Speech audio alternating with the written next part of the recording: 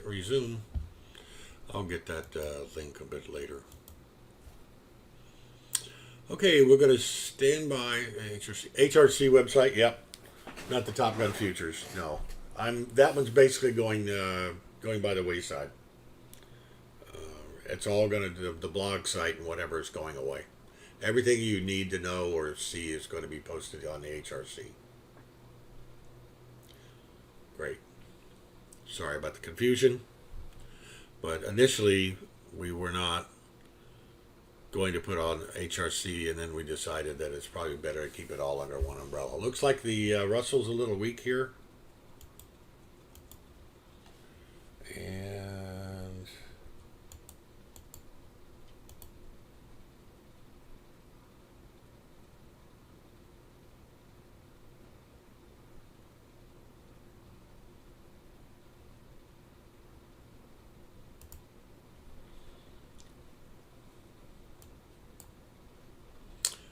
looks like it might be bouncing here.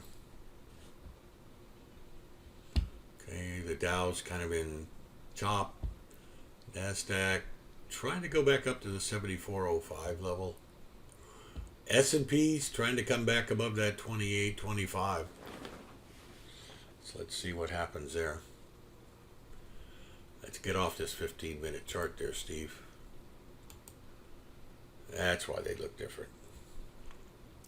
Okay. All right.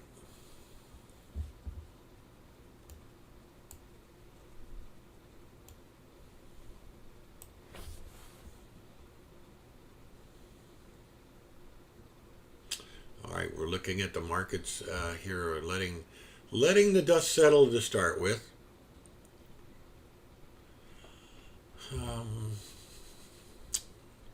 We're in chop right here, definitely in the NASDAQ. Chop again in the S&P. Now it turns south. Chop here in the Russell and chop in the Dow. We haven't busted down below anything in the S&P yet. Haven't broken down in the Russell, but I already got a sell signal on the Russell here. It is a bit premature based upon the trend line. The momentum oscillator is not above zero coming down, and the squeeze is right about in the middle. So we're in a squeeze. We just have to let it play out.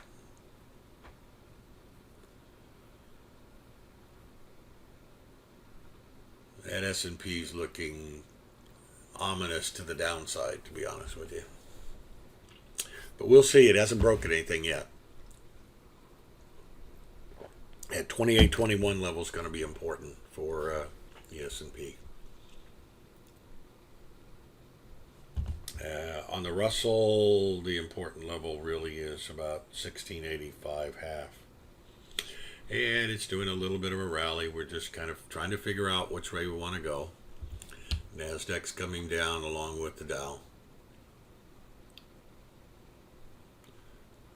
This is 25,110 level, or 109 actually. It's going to be important for the Dow. Now we turn around and flip and get a buy signal on the Russell. That is typical of chop, is you'll chop from buy to sell, sell to buy. So we'll just wait. Even if it runs without us, it does. Now that momentum oscillator's looking decent, and our squeeze is okay. But it's still got the resistance above us, which you can just barely see the bottom part of the PP here. The primary pivot and the swing levels above. So unlikely unless we get a lot of mojo. Yeah, there you go, David. You need that mojo going. The S&P dipped its toe on the other side of 28.21 for a moment. Actually went down and retested the pre-market swing, and looks like it's trying to bounce, but we'll see if that actually gets a follow-through.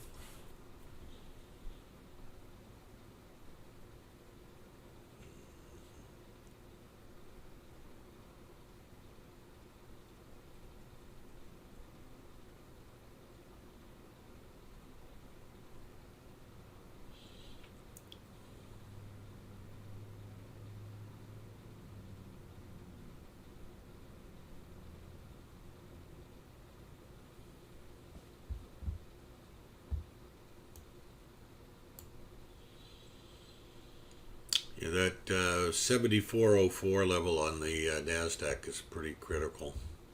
It's looking pretty good on the NASDAQ at the moment.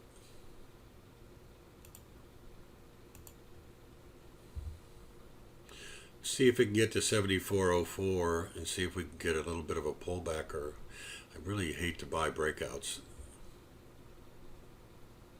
Okay, there we've got our bicycle. Let us come back and let it get back up through there the second time. Let's see if we can do that. All right, it's coming back down through the second time. Make sure it doesn't go too low. And see if we can buy the breakout. 07. And it's about 5 ticks.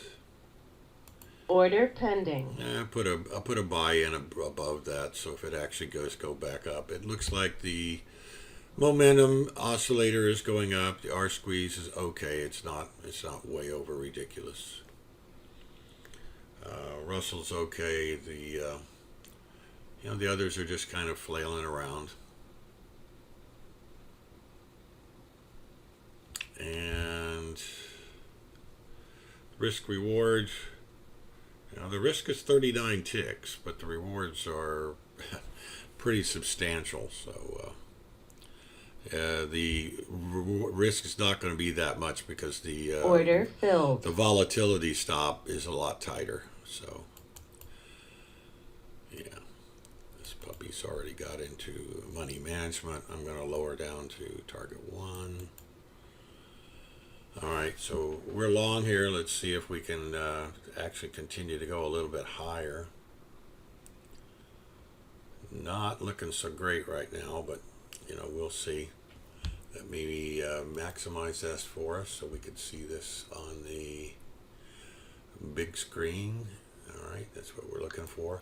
What we're looking for is a little bit below this swing level over there, and that's right at about target 1.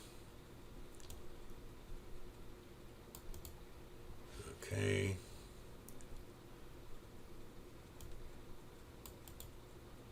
All right. Yeah, let's get up there and tag me. Come on. You want to get up there. Come on. Target filled. Okay. Now we can move our stop up. And I can't move it up to break even yet.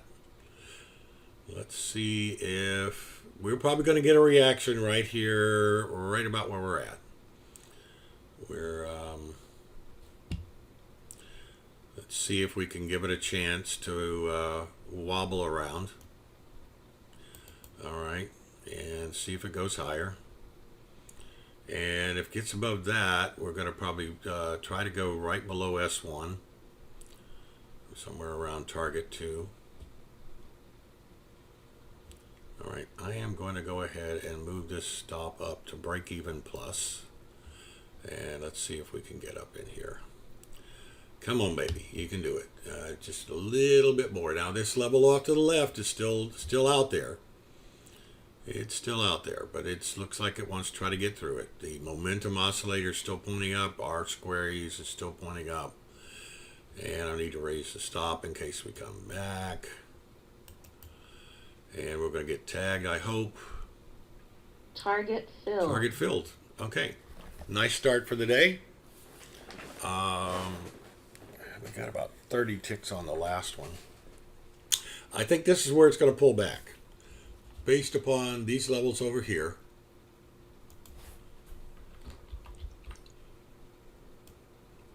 Right about in there. And we actually went through that one. That was the pre-market. And looks like we're going towards S1. And target 3 is all the way up here to 74.18.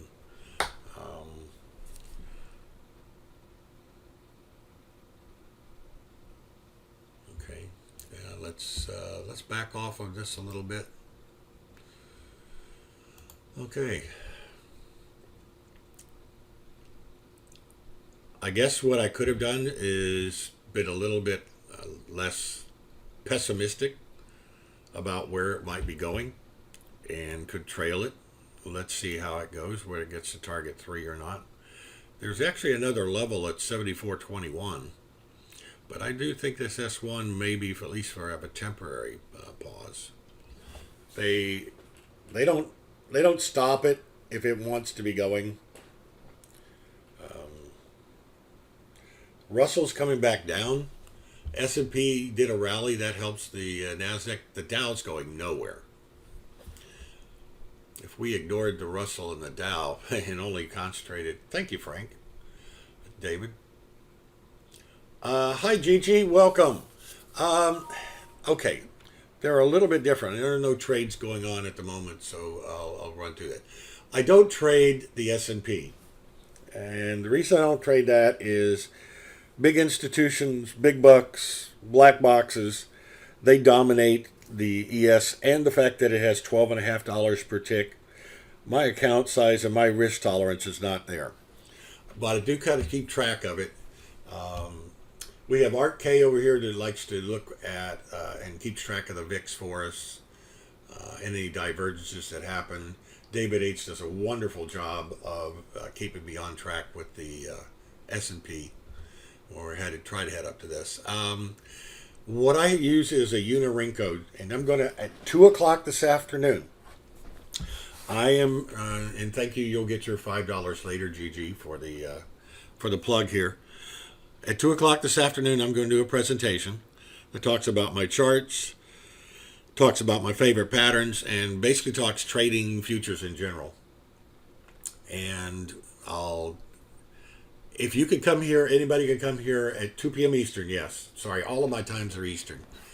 And if you guys can show up at 2, fine. If not, I will record it, and I will post that into the room and onto the YouTube page. So if you miss it, that's okay. We're going to have you covered. And that'll be our first big e-learning session where we basically try to talk about what I'm using my charts. Well, I use a Unirenco, and Renko, I'll go ahead and post some information on the Renko when I get there. But basically, it allows me to visualize the trend much better than using candlesticks or time-based charts. Now, these are candlesticks, but you can see how they go in a fairly, please date, repeat date and time. 2 p.m. Eastern.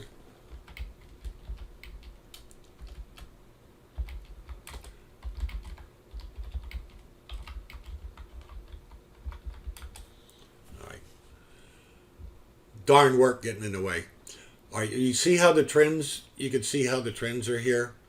They don't necessarily show up as well in the other time frames. And I call Unirenco a time frame, but it's not time based.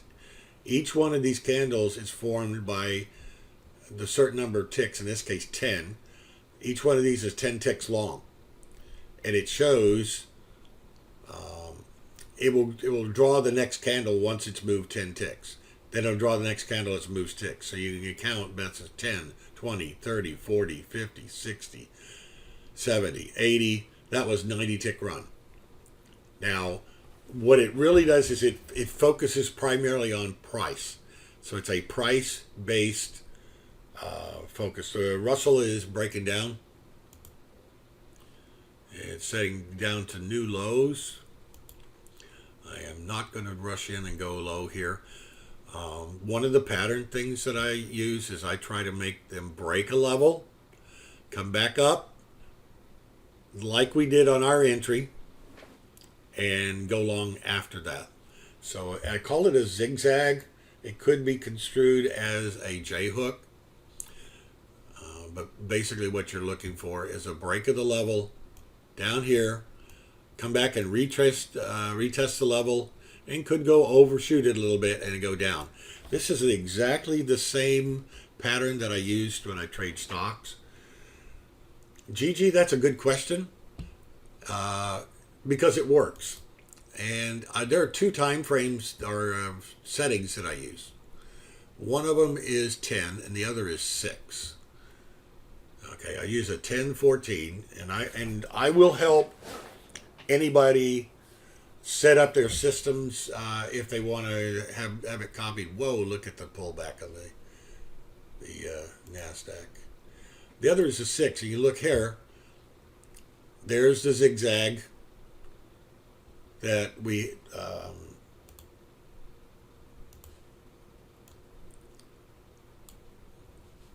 that was the break above our swing level, pull back to the swing level, and then move back up. An extremely aggressive trade could basically go long as soon as you, quote, make that bottom. I like to make it break out right here. And then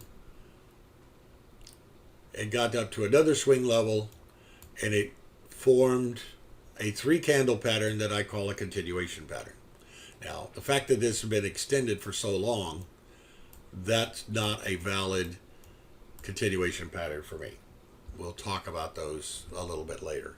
So another reason, thank you, David. Another reason for doing the presentation during live trading hours is I could come back. Yes, we're making a new day low. Yikes. All right. All right, so I played around with a number of different settings, and 10 seems to be the big picture. The drawback with having 10 ticks is that the stops are quite a bit further down. That NASDAQ really looks like it wants to head to the overnight lows at 73.84. Let's see. It got pretty close to it, and it's bouncing a little bit. I don't think it's going to finish its move down, but let's see what happens when it gets there. That's the 610. Let's go back to the 10. This is basically the one over the worldview, but the stops are quite a bit larger. The 610, it's basically to the prior swing. Those are all good questions. I'm trying to actually look at the markets to see if we've got any. I don't have any trades going on at the moment that are potential trades. Okay, so that was first thing actually we should do is look at our potential trades. I determined to stop. First of all, I have the NetPicks Counterpitch Trader, so it nominates longs and shorts for me and stops. But the stops that they create now, let's say that I went below this swing level right here. I want to go. I have to give it all the way up to the prior pivot level, swing level. So I'd have to give it all the way up here, which is a huge amount. Because I said then, and one other thing I want to point out is the Russell.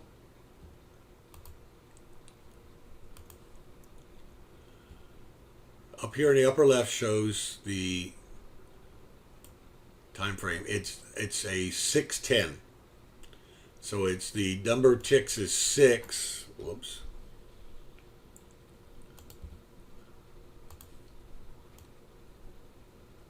The large time frame is a 6. The lower time frame on the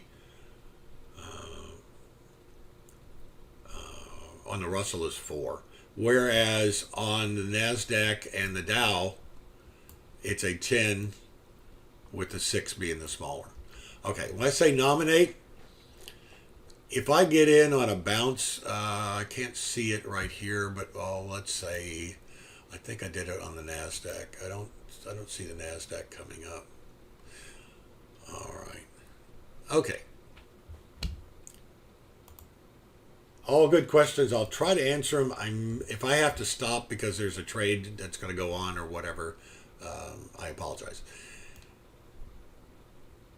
NetPicks said because it failed to go lower here, it has its algorithms and it's basically proprietary. I'm not sure exactly how they do it, but it seems to be fairly uncanny, is that they said you should be going long at about this level. Well, it doesn't know anything about the prior swing levels here as far as where they are in relationship, just the fact that it made 2 or 3 higher lows, I mean.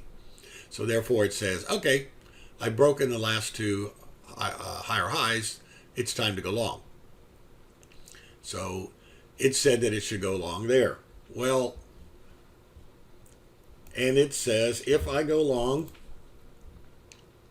here, my stop needs to be down there. Well, we didn't go long until up here. All right, the second time through. Am I going to use the stop all the way down there? No. Now, it turned out that the counterpunch trader had already moved its stop up, but I'm going to use these other dots here, the little lime color dots. Those are, can I make my cursor larger? No. Okay, when you logged in, GG, do you log in with one window or 2? Did you check the box of one window? Because I strongly suggest that you do not log in with just one window, that you log in with 2 so you can get a larger picture. So that is actually in the overview video that got posted this last night. Okay, so when you do that, this is as large as I get. I'm sorry. The only thing I could do for you maybe is, let's do this. If anybody, I'm going to go ahead and make this as large for GG as possible. If you guys need to resize it, go ahead. All right. And hopefully that helps you a little bit. But the biggest way is to come in with 2 windows. All right, we're now back into consolidation mode here in the markets. So, what do we got here? We went up, we went sideways. You have 2 windows. Okay, sure. All right, this right here is a continuation move. What it's really saying is that we moved up here, we went sideways, trying to decide which way we want to go. The vast majority of the time, and I'm talking 75 to 80% of the time, the direction it was moving before it went in this, it goes in the same direction. Also, they usually do a measured move. That this, if I call that movement A, and this movement B, those are equal to one another. Ninja, no, this little Ninja thing is, what was that I got? That was free. If you have, do you have Ninja Trader, GG?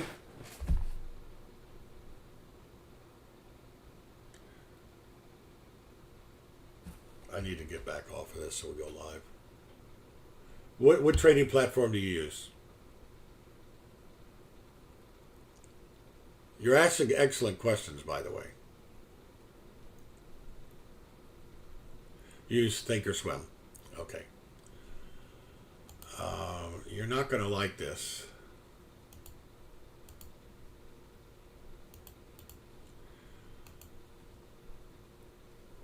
But I think you need to read that about the brokers. Thinkorswim is probably the worst brokerage you could do to trade futures in. Primarily because they bundle their quotes. They're not individual. So you're going to lag. Normally that's not a bad thing as long as the markets are not very fast. I'll call active. But on the places and times that we like to trade where we get movement, you're going to be well behind. You're going to be making decisions like you're driving, looking in the rearview mirror. The other thing is that their cost is about double what you can get in other places. And that's basically like trying to go into a knife fight with your one hand tied behind your back. So it's already tough enough to trade without having to give away any more of a head start to the person in the race. All right, we're breaking lower in the NASDAQ. I bet you you're doing the same thing in the S&P. Yes, David, we are.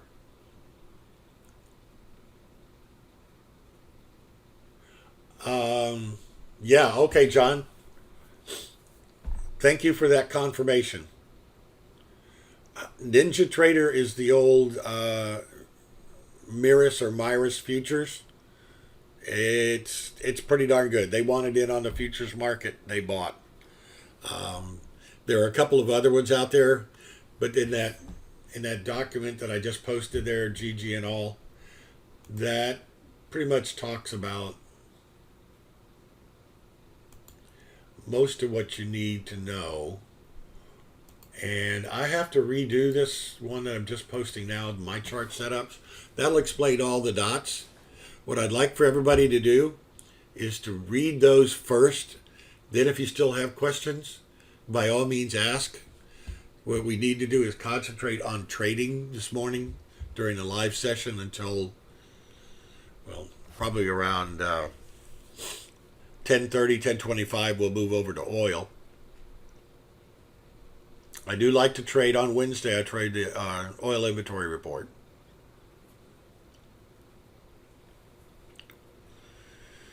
Okay. We're just kind of in a consolidation period over here to the left on the Russell. I'm just trying to tell you that that's what we should probably concentrate on. And I didn't say that it's to the exclusive if we ever get into Snoozeville. Now, you notice how the Dow just really tanked along with the S&P? The Russell and the NASDAQ didn't really do that. We really have a bifurcated market with the two indices that stay together.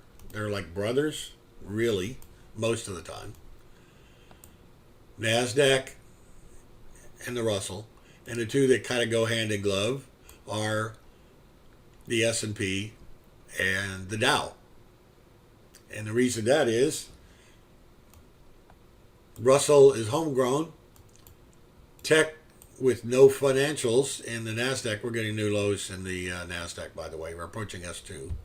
And we've got multinationals in both the Dow and the S&P. And what I'll probably do is I'll reposition going forward and put the brothers together on top of one another. Now, it'll probably take me a long time to figure that one out.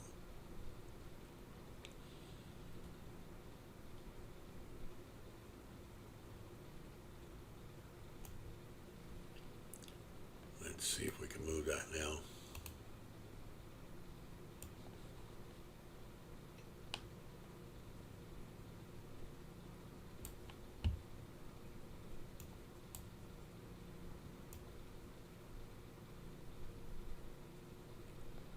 As I was describing it, I was realizing that it's probably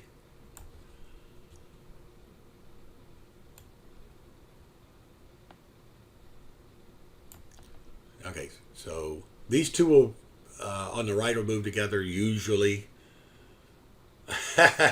Birds of a feather stick together, David.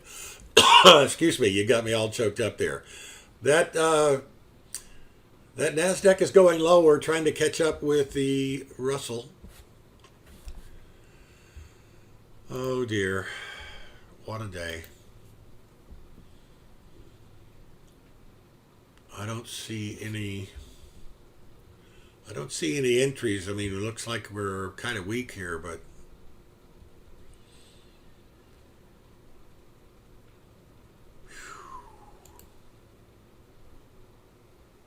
and I go back off to the left. There's just, I'd have to go way too far off to the left. There's nothing going to be really in close. Whoops, I'm on the pencil here.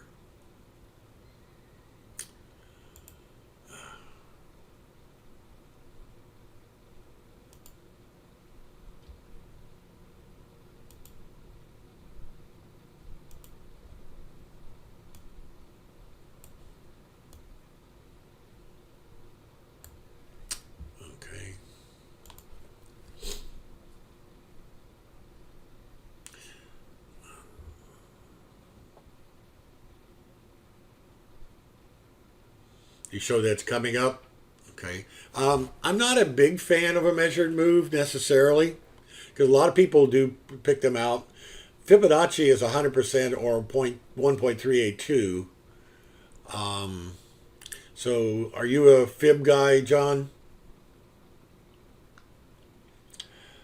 Yeah, David, it does look like somebody's flushed that. Let me look at the daily. You know what happened when we went through 2820? Remember the stuff we did in the pre-market? That's when the flush happened. Okay, so you're just aware of it. All right, 10 o'clock reversal time. There are a number of things that we're going to need here. One of them is reversal times. Let me post up I got the brokers. There's tick values, monthly codes, and symbols. Those will all be useful. And that lower right hand corner with the little file folder, it's got all of those in there. But I would strongly suggest downloading those and saving them to your computer. All right, now an aggressive trader could have potentially probably traded this NASDAQ lower here, but we were talking about other things. The S&P is just extremely weak. I guess I probably need to look over and see how badly I'm getting whacked on my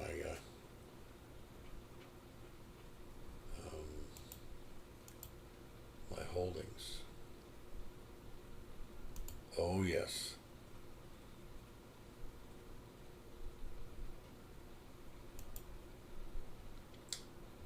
And David, are you in long Costco with me? It's doing its retracement again. Yesterday was just an up day and a down move. So I think we're probably headed for 215 to 212, something like that. Sorry, I just had to go look over there to see if I needed to do anything. Okay. Well, I'd like to see a bounce. This Russell did bounce here. It did the zigzag. I don't know if there's a swing level over to the left that I'm not aware of. I just can't go back that far. But this right in here was a perfect example of a move down, a retracement, and a move down. There's a new break level. And it gave a sell signal for net picks. The reason this is a no-go for me, what are we looking at on the momentum indicators? The R squeeze is way... have you guys ever seen 70 on the R squeeze? Have you guys seen 25 or 30 on the momentum oscillator? Now, this could continue if we just get into wholesale... the CMG, yeah. Wholesale sell-off, these could go up to large numbers and stay there. But see, if they're oversold, I don't want to be going short because the odds are that I'm going to get a bounce in my face and it's going to go against me rather than with me. I just say odds because that's all we're playing here are the odds. What I want to do is I want to play like we did in the NASDAQ earlier today. On the long, what we were playing was that we were looking at the long here. Whoops, there we go. Come on, baby. Okay. R squeeze coming up from near the zero line. Momentum coming up from near the zero line. They were in our favor. Over here on the side, they're going down. They're going down this level right in here. Move. Reaction. Move. So the number of points here was about equal to the number of points there. And I say about, and it's all a matter of conjecture. Conjecture. You got to look at it. And Gigi, you asked the question. I didn't want to ignore you. Really, I'm not meaning to ignore you. When I get over here and I don't have a counterpunch trader trade on, and I see an entry. Let's just say that we wanted to go short here. Well, where's the stop? It starts there at the swing level.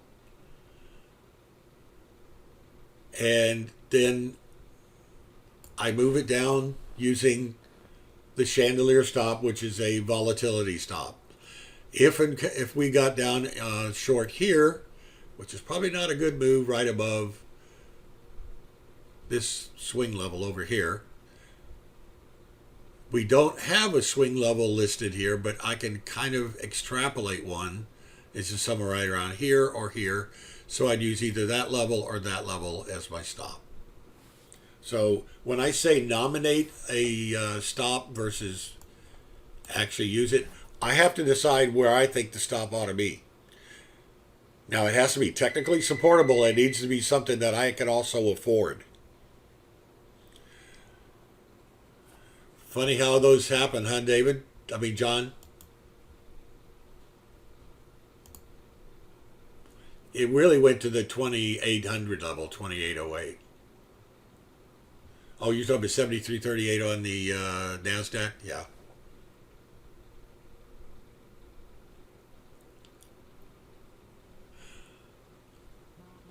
I can't say that I'm surprised with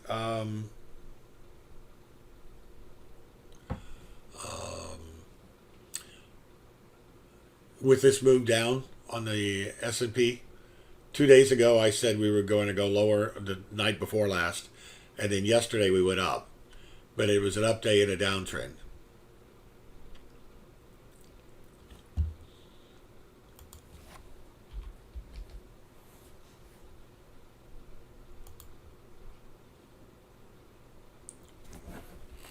Well, it does look like I covered my Morgan Stanley short a little bit too early, but it's hard to do the futures and trade and moderate all at the same time. All right. Gigi, what outstanding questions do we have here? I mean, I can try to go back up. That usually messes up my screen on the chat.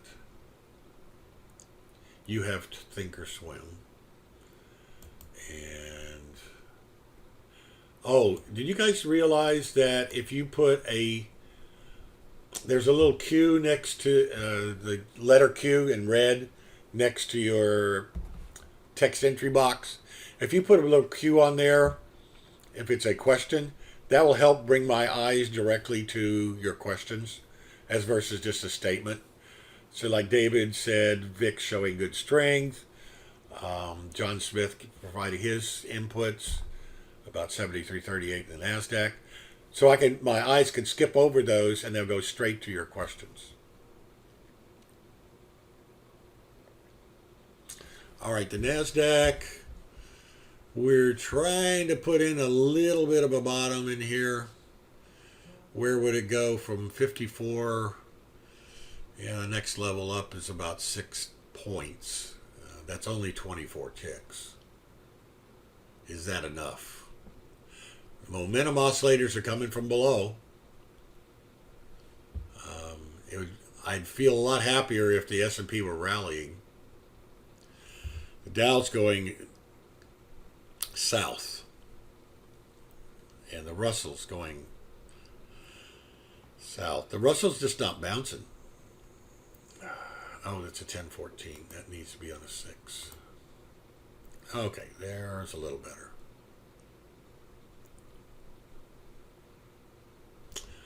All right, let's look at a 15-minute big picture on the S&P. That is a huge move, folks. Absolutely gigantic.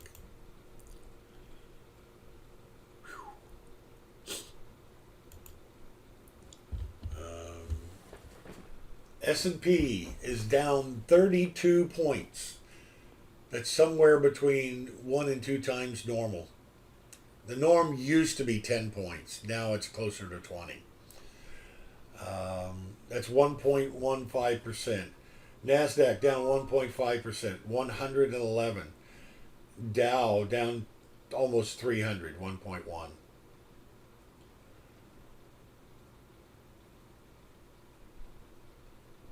VIX is up at 16.25. Remember I said we got over the 15 level and got a sell off, we might get up to 18? And to think about VIX, TVIX, yada yada. Oh yeah. Let's see. UVXY. You could have bought that this morning and been up maybe 5 or 6% right now. TVIX. Same, could be up about $6. So, woulda, shoulda, coulda. Now, oil is down at that 65, 75 level that I talked about earlier. So we'll talk about that in a little bit. Yeah, it's exciting, Greg, if you're making money. There are a bunch of people out there that I know of that are just sucking it up. And this is... Well, let me, we're still above the 50-day moving average. And the 50 and the 200 are both pointing up. Now, it's an unhealthy move lower, and it's going to shock the bejesus out of a lot of people. 65.88, okay, we'll be able to talk about that in about 10 or 15 minutes.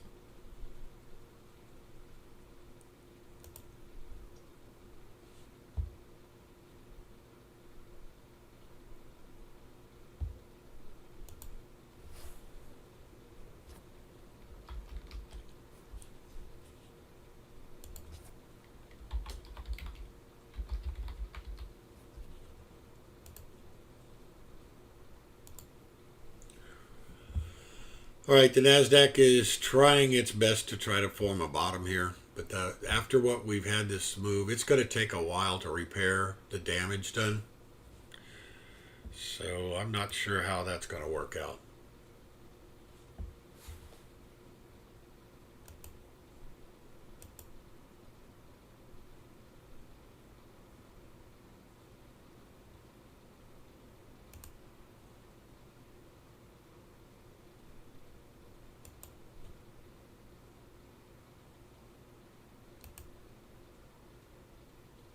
Well, I can tell you one thing there, Mr. David. I bought some Clorox yesterday, and it looks like there are people diving into that puppy. They're trying to get out of the way of all the high growth stuff.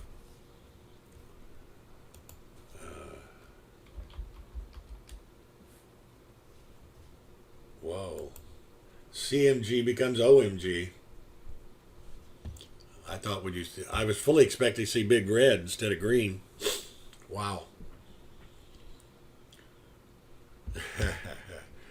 Okay, folks, I need to step away for just a little bit because I know I'm not going to get a chance to take a break once we get into the oil for a while. Yeah, I bet you we get a rotation going on there. But if we get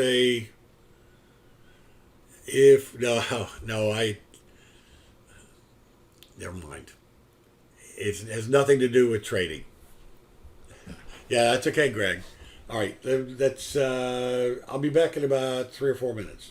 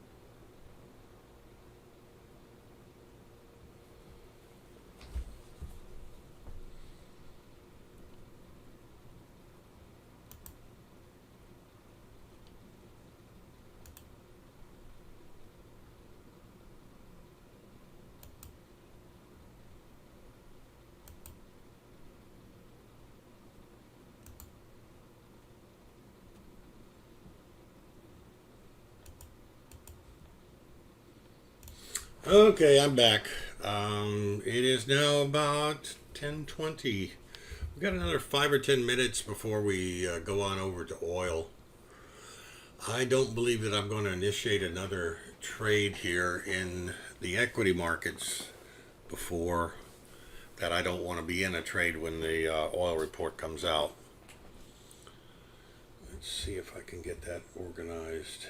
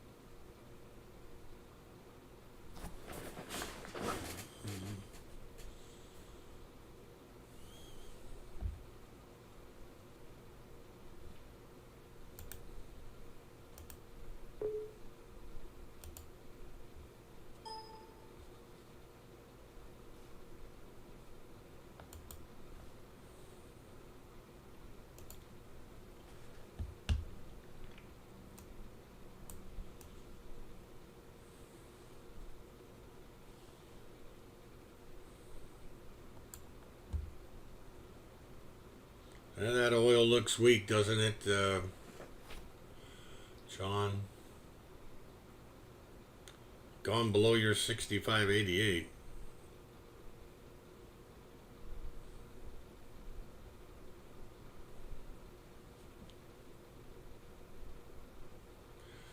I could definitely see a big explosion one way or the other in oil today. Oh, a couple days ago. Okay. I didn't understand that. Sorry. Again, I want to thank everybody for showing up, and for people who are members, I want to thank you for your trust, and we will endeavor to earn it. And for those who aren't members, you may want to consider becoming a member. It's only, right now, we still probably have about 10 slots open. It is $273 for a whole year, less than $23 a month. Kind of hard to go wrong there. Let's see.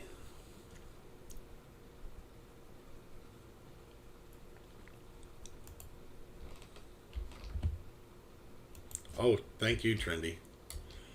There's the sign up page, and it basically shows you a little bit about what we've got going on, shows the performance, shows a little bit about what we do here. The presentation this afternoon will go into it a lot more depth.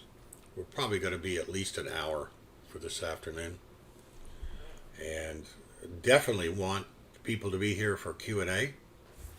Provide questions there. And hopefully, if you can be there, Gigi, that would be an absolutely perfect time to ask a lot of those questions you did. And I hope you're still here.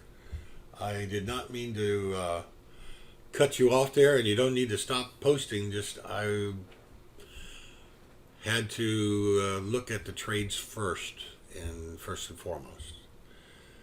Okay, in a few minutes we'll go on over to oil. Let's look at I'll give you the YouTube page.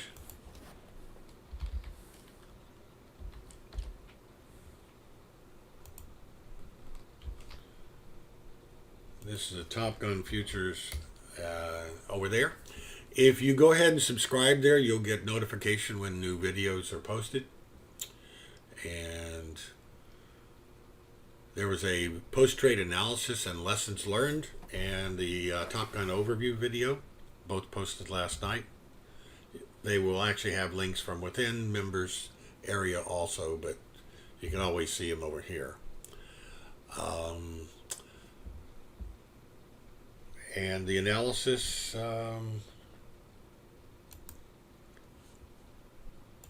like we said earlier, here is a link. Thank you, John. There's a link to a video of a gentleman that was an ex bomber pilot, and he goes over what the military uses on their after action review process after flying. Then I basically put those together in a older video, and then the newer video. Let's see what we got going here. Was the one I did yesterday from last night from yesterday's trading. So there are a number of things about how you can say what had happened. Basically, did I get my targets? Did I play the piccolo right? Meaning, did I punch the buttons correctly? What happened? What was the result? And what went right? What did I do right so that I can do it again? What went wrong? Well, there are areas I need to eliminate or improve, or was it need to be more patient? Yada yada. Why? Were my entries correct and the pattern just didn't work, or did I make a stupid entry? If you did, you need to own up. You need to own up to yourself. Up there goes another move in the market's lower. Excuse me. Oh, door. At least in the NASDAQ. Is that a fake out? It could have. It did a tripwire. People definitely had their stop entries, buy stops, sell stops right below that level. The markets, a lot of times the people say, oh, the market went and did a stop raid. They knew where my stop was. No, they know where a logical stop is, and they'll go poke around and try to find as many stops as they can. Because they know what the traditional ways are to place stops. All right, and then lessons learned. What are the takeaways? The own up part. If you don't own up to a mistake, you're only fooling yourself. You need to, and one of the reasons for having a trading room with other people is you post it. You can then use us as the person that understands how difficult it is, and we can be your person that holds you accountable. All right. And by and large, the most important part of any of the after action review process and that's post-mortem is lessons learned. There are takeaways. You reinforce good things. You go focus on trying to correct mistakes, and that's the way you become a better trader. Those videos should help, I believe.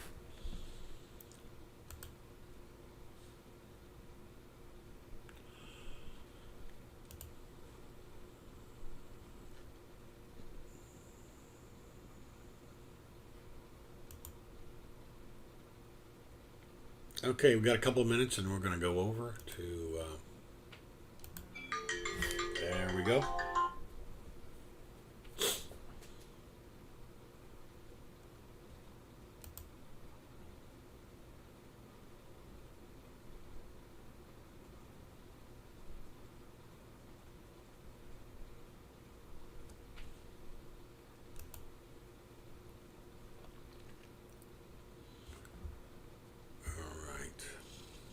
We're pushing lower in the Dow, trying to push lower in the S&P.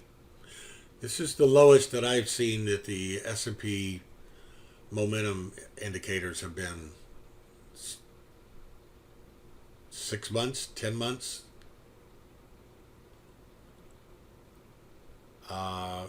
Simon, go the YouTube page. The home page that I have listed, and I'll post it right here.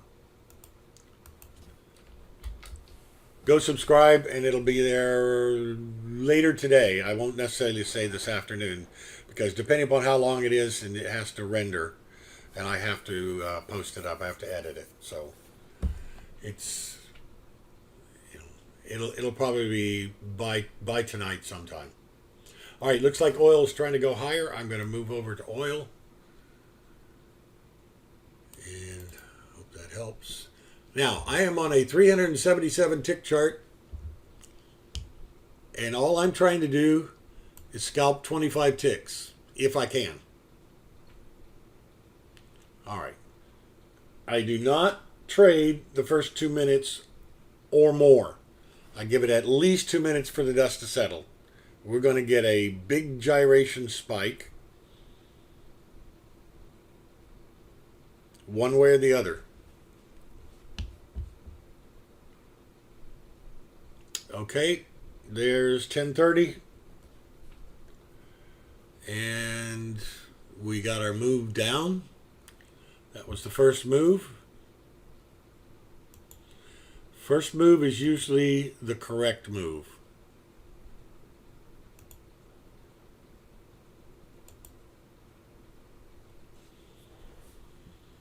Wow. People are refusing to pay high prices, huh?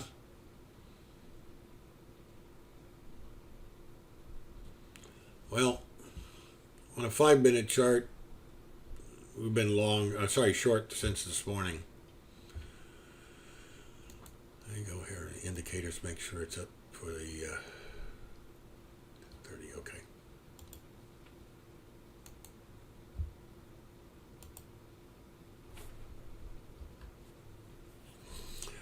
That is a hellacious move. We should get a reaction move back up to where we don't know, maybe up to the prior swings, either 40 to 45 maybe, depending on how weak it is. Okay, we're looking at 10:31. So we got about 35 seconds before we're cleared in hot. We do not have any signals yet. We did get one short right here, 11 seconds after the report. That would have gotten a pretty good one, but we're not trading that. That is not our trading plan. Trading plan is to let it settle. Sometimes the best moves are a counter trend move as well. So we'll see. And if it doesn't come... All right, 10:32. We're cleared in hot now. All right, what I'm looking for is probably a move below, but right now I'm probably looking for a move above 36 or so, and that would go up about 10. And we've got the oscillators moving. It looks a little iffy here. Maybe the second time through here. 1, 2, 3, cha cha cha.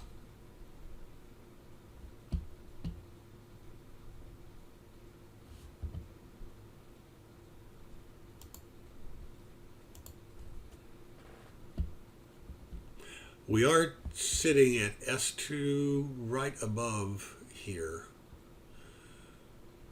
So maybe a break below.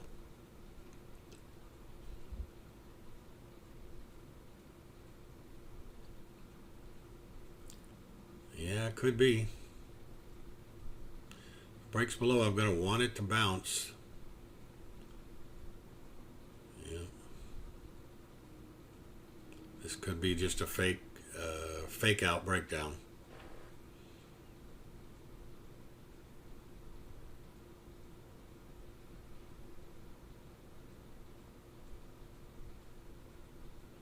Going to be patient here. A couple of weeks ago, it took us 25 minutes or so after the report before we got a buy or sell signal. All right, we do have the trend going down now, and the oscillators are not really helping us out. Watching for a break below that 65.10. And I did mention on the daily chart 65.75, I think. And below that there was room below. And we hit it. Okay, there's the short. Ooh, don't know that I like the oscillator down that low.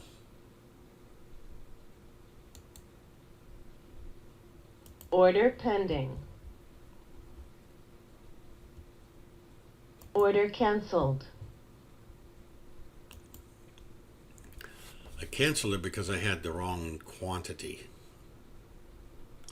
I don't really like this. Don't like where the oscillators are setting, so I'm going to pass on this one.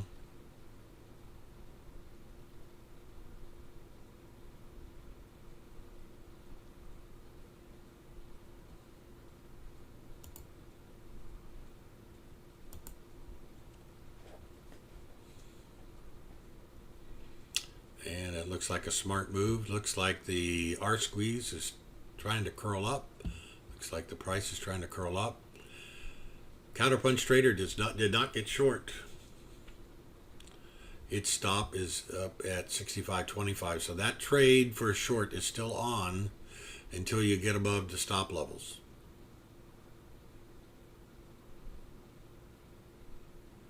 At 23. Okay, it is in now. They got tagged.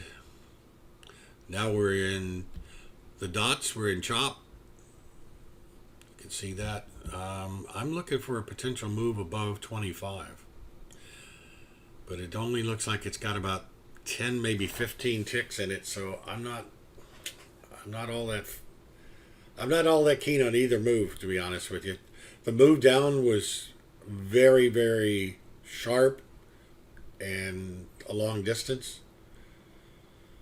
To ask us to move even further down is asking a lot. And the moves up have layers of resistance all the way up.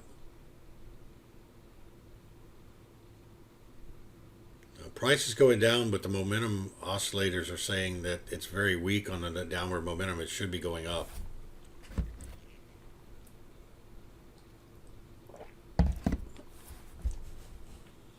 And if I don't get a trade in this today, I don't care. I do not have to trade. Now, I'm at a luxury that I don't need the money from this to live on. If other people are in a different situation, I actually feel for you.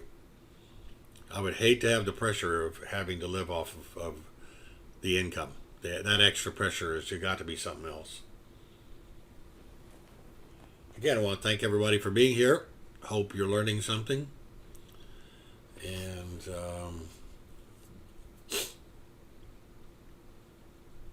we're just kind of grinding lower here. We're not getting a huge move. We could that could change if we get below $65. Whole numbers are really critical. Now, 65 could act as a support level as well. But right now, I just don't see it. Now, the short was working to some degree. It hit target 1, which is here are the targets. Let me put them out there. Oh, why don't I do it a different way? I'll do it this way.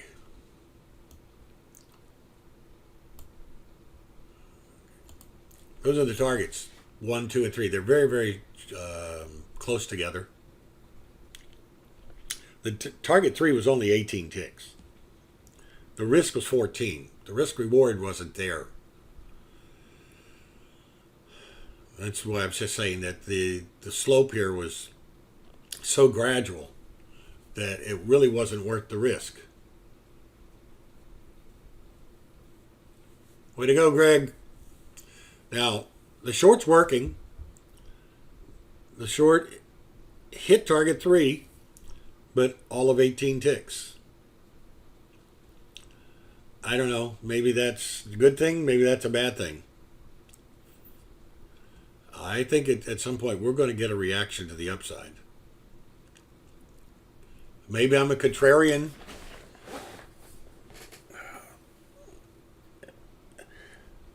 If everybody, the short seems to be a crowded trade at the moment right now. I mean, for this moment in time,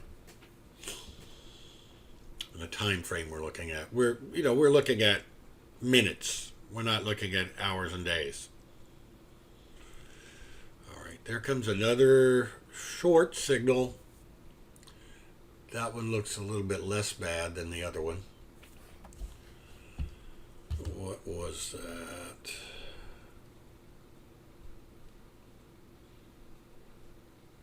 No, it's only it's the same problem with the reward to risk. It's just not there.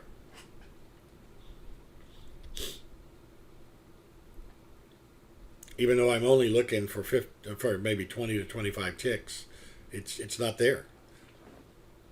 So I mean, there goes 65.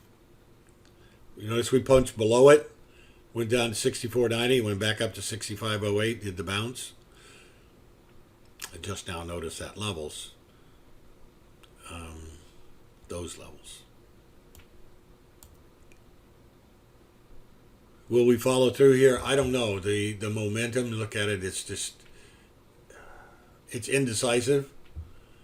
Our squeeze is indecisive. It just says that we're there.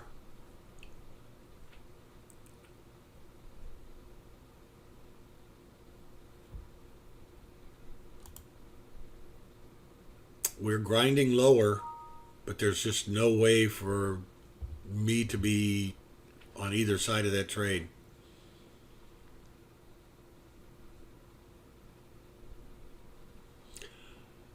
All right. Sometimes the best trades you make are the ones you don't. I would rather be on the sidelines wishing I were in a trade than the opposite, being in a trade and wishing I were not. I've proven that in the last couple of weeks there, Greg. I've had a few doozies.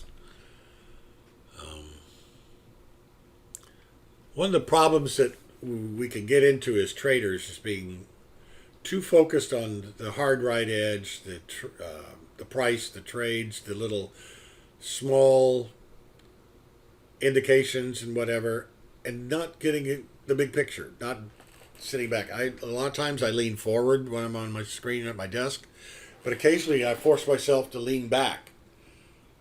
Then that makes me look at the bigger picture. Like, what am I seeing? Well, what am I seeing? Let's see.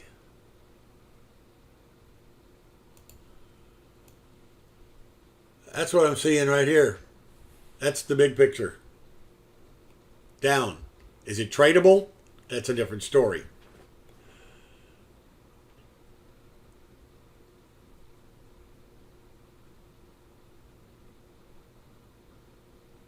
SS? I'm trying to figure out what SS is. There we're finally going. Now we're 25% below that round number. The shorts worked. It's just that the reward to risk wasn't there. Maybe should I have taken them? Because I wasn't risking very much. Okay, yeah, short. Short, SS short. Right. I was being a bit thick.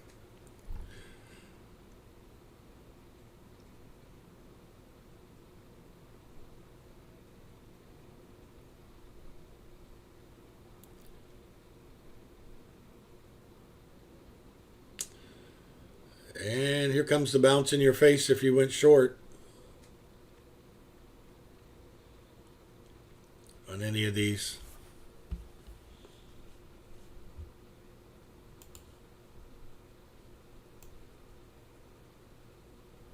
There's a little box right there. If we get above this level right here, you could probably get a 10-cent bounce to the next level. Guys, I'm not seeing it. I'm sorry. I'm not going to just throw my money at this. If it's absolutely perfect entry, perfect exit, I get 10 cents per contract. Now you could load up the contracts, but you got to be right. All right, there comes the first long. Now we would want to get a punch up through this and a pullback. There's the momentum oscillators. Both of them looking pretty good. Now what you'd like for it to do is to pull back a little bit. Now this one didn't show up until after we'd already gone above that level. And it may not give us this chance. This is probably being fueled by the short covering. And 65, that's going to act as a resistance level, isn't it? But I'm seeing 65.05 and at best 65.15. This mess over here to the left. That right there.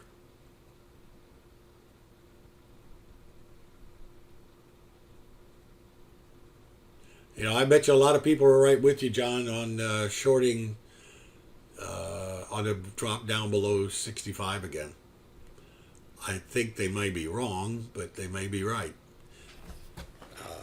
The guys with the big deep pockets, if they see anything that resembles a double top or a double bottom, they'll immediately short and they'll set themselves on the other side. They'll look at round numbers, like the 65 that John was talking about. It dipped over it to get these people long, then that's they're ripping their lips off.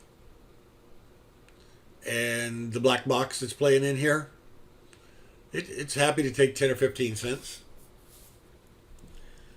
It's just not like me. I'm not going to be playing in their game. I'm not going to play in their sandbox. I need a trend that goes much longer than that. I need a trend that looks like it's going to be 25 or 30, maybe 40 ticks, and I need to again get my portion out of the middle of it. Yeah. Well, there's a good reason. Right now we're kind of looking like a zigzag, but don't know whether it's an up or a down zag. It's probably down.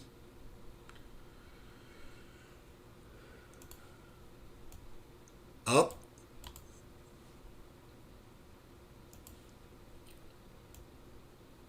Down.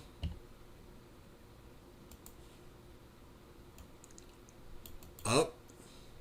Now are we going to go down, or is this going to change and just continue to move up? All right. I don't want to use my crayons because that causes the screen underneath to freeze and pause at the last position. All right, they're establishing themselves an indecision point here right around 64.90.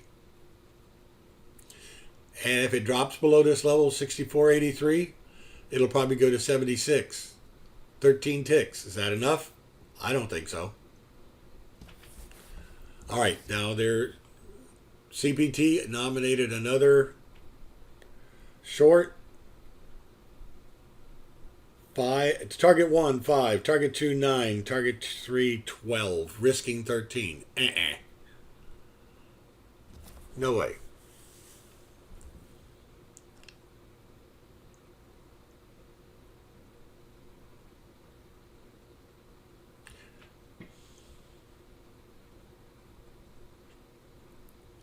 And this room is designed to show that the little guy with small amounts of money can make money in this market or in the markets, trading the futures with 1 or 2 contracts.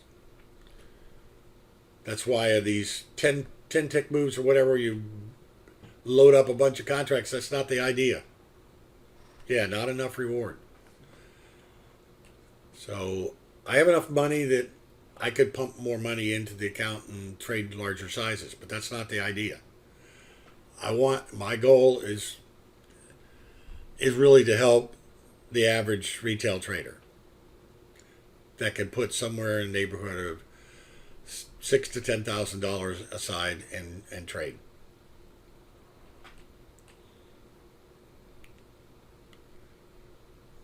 Now, if people have more than that, and they want to make more than $2,000 a month, do more contracts. Trade 2 instead of 1, trade 4 instead of 2. Now you have to make sure you back test it, and we'll talk about that. Any system that you are trying for the first time, you must do simulated trades, and they need to be live. All the systems that I know of will allow you to trade their systems using a simulated account. Now, I warn you, though, the fills on the simulated account are much more generous than on live trading. Because in live trading, if it gets up to your spot, you're in a queue. Where you are in the queue depends on that determines where you get filled or not. On a simulated trade, if it tags your level, you get filled. So it's not absolutely perfect, but it's the best you can do. And play it back in real time. Or maybe twice real time. Go back and do a replay. Right now we're just kind of chopping along here. You can see how the chop's going. We're coming up on 11 o'clock. This could be one of those no trade days. Yeah. He's basically jumping in line. Now, I've heard horror stories that there are ways that the big institutions can gazump you, meaning they can jump the line. I don't know how that happens. I'm not sure if I believe what I hear. But by and large, you know, I put my all right, if you put your limit order in first is where you get in the queue. But if you do a market order, you'll go ahead of the people who are in limit orders. In a very liquid set of contracts, you can use market orders, unlike stocks.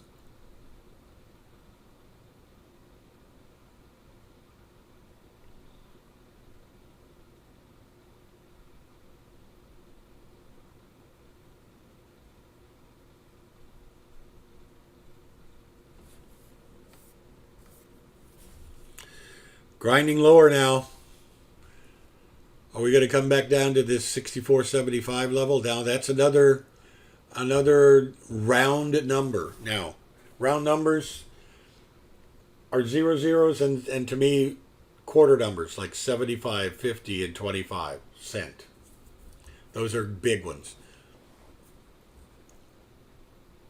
Each of these will move in about. Now, right now, this scale here is only in nickels. Most of the time, the scale here is in 10 cents each. That shows you how little movement we're really getting. Excuse me. We hit 75 again. What did we do? We had a reaction. We don't have a whole lot of momentum to the downside. I would have been very surprised if we did anything other than bounce.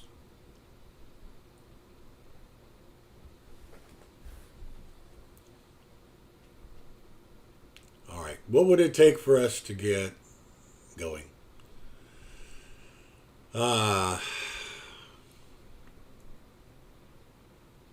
It's only 10 cents here. And this is at the lowest time frame. Let me back out a little bit. Let me show you. There's a 512. That shows basically chop. It showed a grind lower here, which we already got from the 1030. Then it's basically meandering between 75 and 65. 64.75 to 75, $65. Now let's see if we can get a Utarinco that works. See the trend on the Rinco versus the tick based. Nice, good, solid run. But we couldn't trade this one because of our rule. After that, we just get a few little runs right here. Now that one had 20 ticks in it. But I wasn't watching a Unirinko then. I was using the 377. Very infrequently will I use a Unirinko on oil.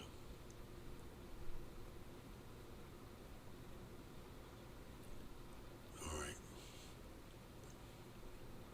I know what's going to happen. As soon as I say we're done for the morning, the markets will take off again. Okay, let's give up this and let's go back to the real markets. Something that might have. Okay. Equity markets, not so real because they're all real. 1045, we got, there's a grinder. Dow. Kind of grinding. We're getting close to lunchtime. And the Russell. Now the Russell had a move below 24,980 that looked pretty good. And here's where we could have. Where's my crosshair?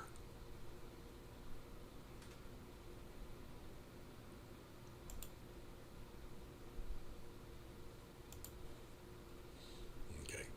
We could probably have gone short there with a stop up at 98 or so. Momentum oscillator here was pretty good, and so was the R squeeze. It just looks like there's just not a lot of momentum going now. They've used up a lot of their energy this morning going lower. I do apologize. I'm really fighting off the summer cold here, the allergies. Wow. All right, there was a punch lower below 75 in the oil just as we came off of it. But still no reward there. And the Russell, actually I made a mistake there a minute ago. I pointed out the Dow as the Russell because it was in the lower left-hand corner. I said it would take me a while to get used to that. You guys didn't catch me on that, did you?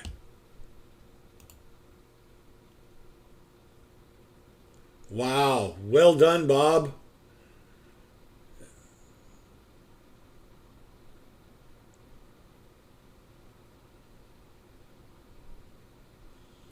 Fantastic. Well, I got the minimum that I wanted to put in the bank today, but not a full goal.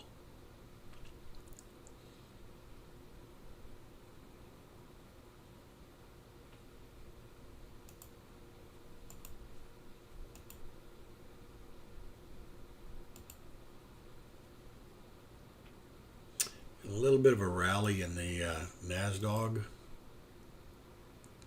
We're coming up on 11, but we're coming up on the swing level there around 35, 73.35.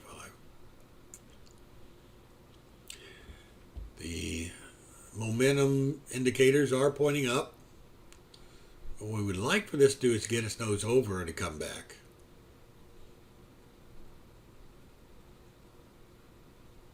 But it's got all of this overhead to get through. Dow's bouncing off of 960. S&P kind of went into snooze mode there around, 10 o'clock. It's established a new range that's pretty tight.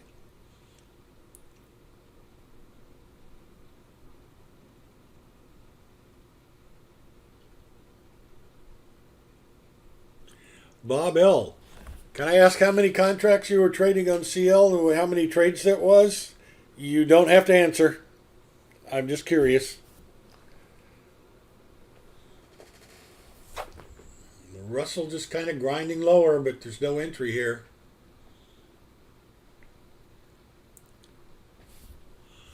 You know why that's not moving? Because I was not all the way to the right. Yep, I just saw it. Thanks, Alan. Okay, that sounds cool.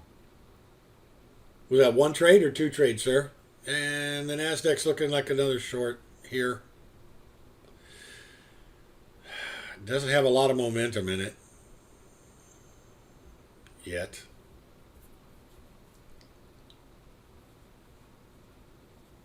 I assume it was one trade.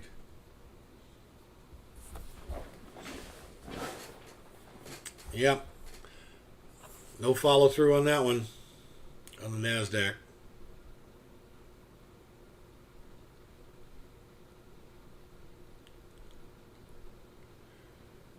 Well, now we flip back around to a long. Normally you don't have these flip-flops with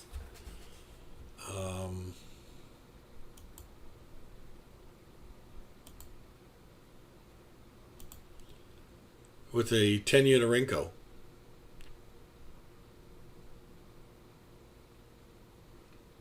Really don't like, well, if it pulls back to the 34 maybe. There's a lot of congestion over here to the left on the NASDAQ. See all this over here. Doesn't mean it's going to stop.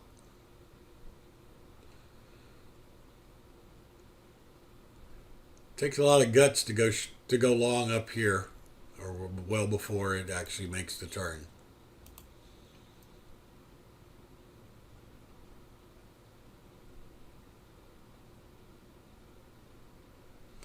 It got basically into the middle around 73, 38, 39. It's pulling back. And let's see what happens when it gets down to 34.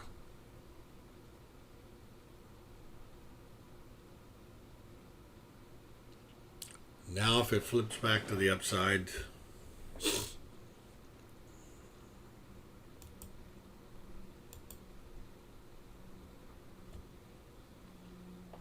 and it's not.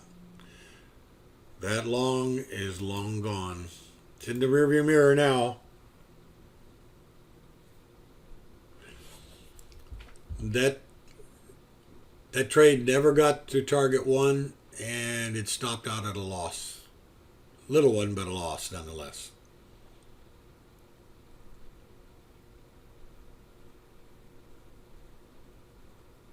It looks like over the last 2 weeks or so, the volatility has been such that the pullbacks are deeper than the volatility stops and whatever, and you can't give it enough room.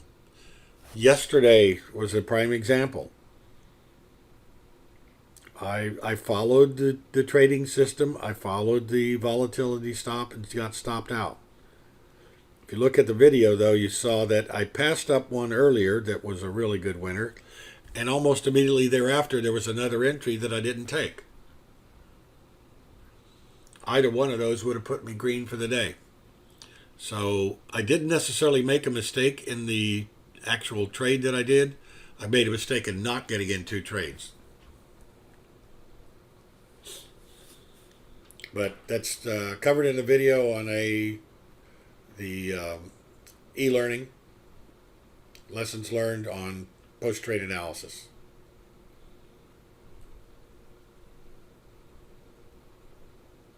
All right. Well, guys, have any questions? We're going to wrap it up here in a minute.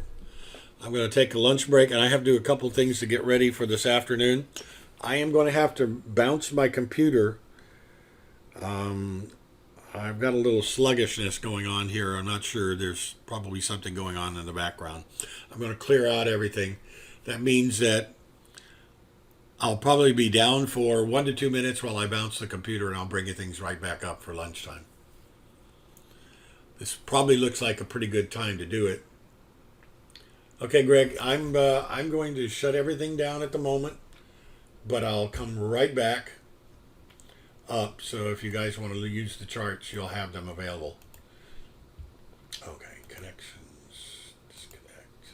Let's hit stop on the recording.